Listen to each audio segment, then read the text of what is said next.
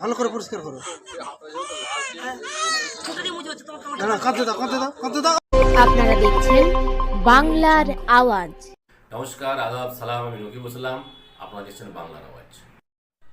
Ghatal super speciality হাসপাতালের security Surajit পাঁজা নিজের বুদ্ধিমত্তার পরিচয় দিয়ে একটি শিশুর প্রাণ বাঁচালেন।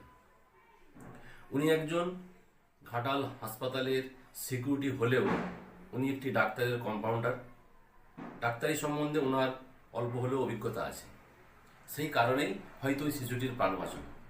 বিষয়টি হলো, ঘাটাল সুপার স্পেশালিটি হাসপাতালে একটি গর্ভবতী মহিলা আসে প্রসবের জন্য, কিন্তু গেটের সামনে আসার পূর্বেই গাড়িতেই তার পরিস্থিতি এমন জটিল হয়ে যায় যে সঙ্গে সঙ্গে সেখান থেকে সিস্টার দিকে ডাকতে গেলেও 10 মিনিট সময় এবং পেশেন্টটিকে তুলতে গেলেও 10 মিনিট সময়।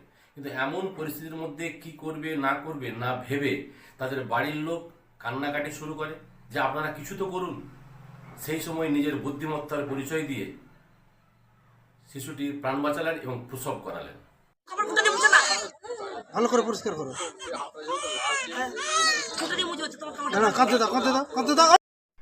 অনেকে হয়তো অনেক কিছুই ভাবতে পারেন, কিন্তু আবেগ কাজ করে গেল।